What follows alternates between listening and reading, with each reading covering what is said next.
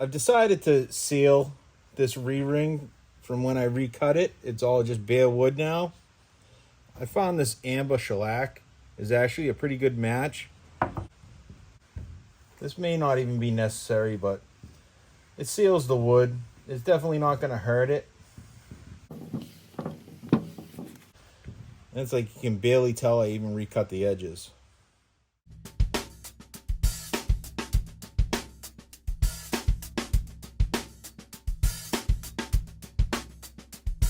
So with the badges on this, I don't always do this. Sometimes I use double-sided tape. But Ludwig glued the badges on. I haven't cleaned this old glue off yet. A bit of glue in a cup. Same stuff, the 3M Fast Bond.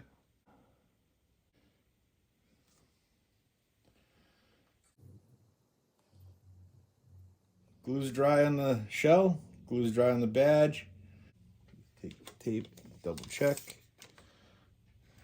So for the grommet itself, I just use this little tool. It's basically just a countersunk Allen head bolt. I believe it's 5/16. Steel washer, nylon washer, and the nut. The cone shape goes inside. Then the nylon washer, that's to protect the grommet. Then what I do,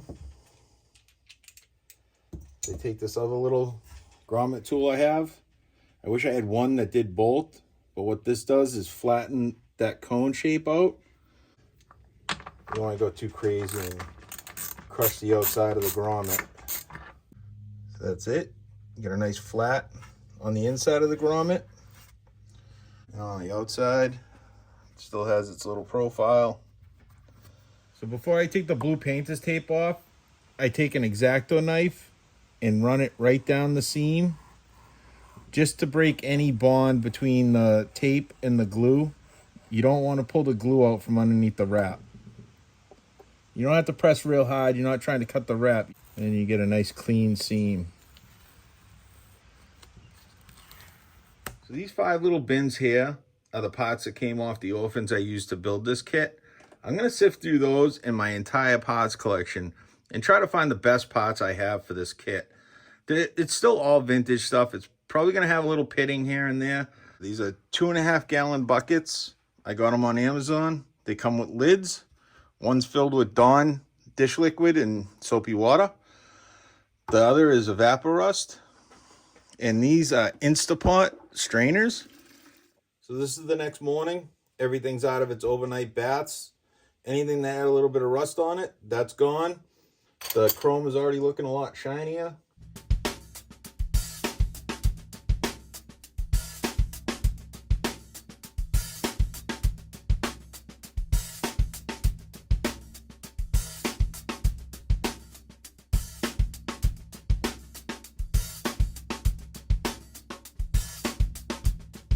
So Ludwig lugs have little springs in them, and they come from the factory with foam inside.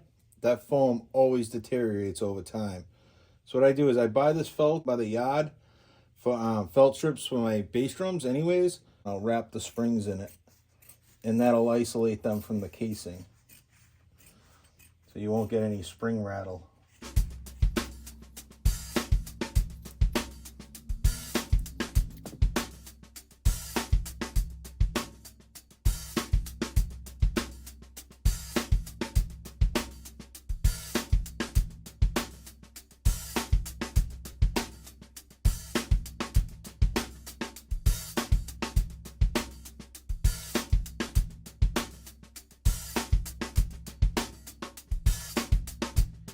So here's a little trick if you got an older Ludwig bass drum with the 5/16 spurs and you can't get enough lift off the front of the bass drum. So this plate comes from the factory like that. You take and you flip it upside down. That changes the angle of the spurs and gives you added lift in the front of the bass drum.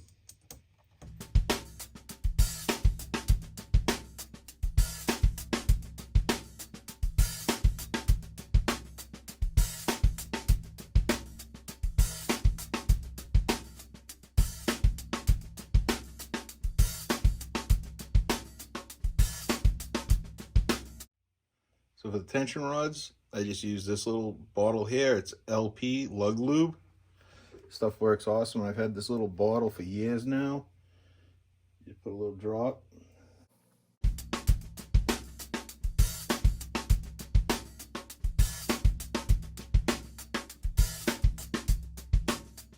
So I'm not really doing a tuning video on this kit.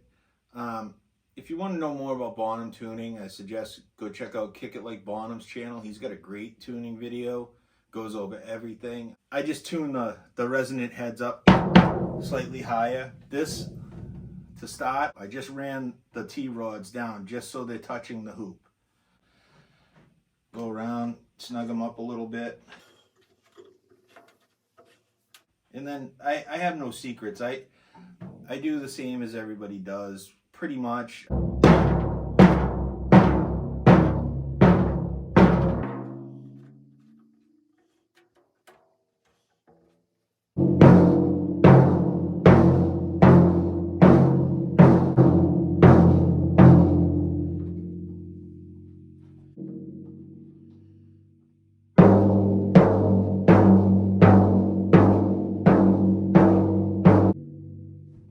Pretty close. Drums sound like complete crap on this side of the basement. It's not finished, open studs, there's shelves everywhere. Drums sound completely different on the other side of the basement here.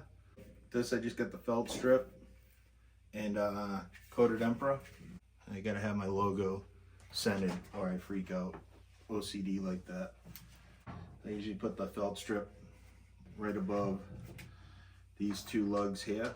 I just got the T-rods run down just so they're touching the hoop. I usually press on it a couple times in the middle and start tightening them up, give them a couple turns each as I go around. I do a lot of my stuff by feel. I mean, I check each lug with a mallet or a stick or whatever. These aren't even tight enough to get anything yet.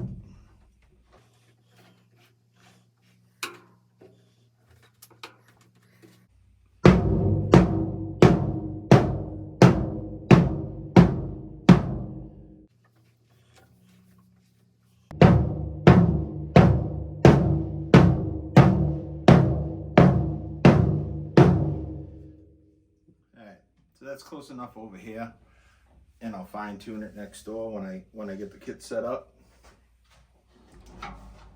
But don't expect it to sound great over here. So for tuning the toms, I just use my favorite Tama drum key. And I don't go in any specific pattern. I usually just go across. And I just use this nub. It's the same thing as just hand tightening them like this. And I just get them as tight as I can using that.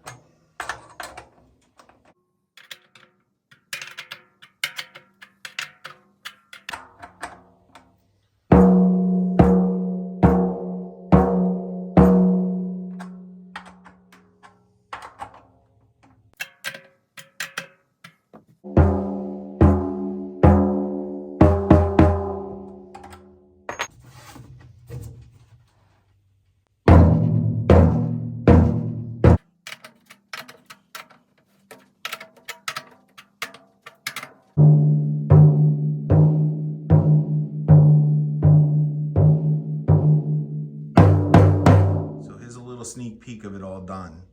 Unfortunately, I need to do another video on how it sounds. I still need to tweak the tuning a little bit. What I usually do with that is I line up all the toms on the floor. I tweak and adjust until they all sound good together in descending notes. I still need to set up my cymbals and some other stuff as well. Thanks to everybody that's followed along this far. And as always, thanks for watching. Take care.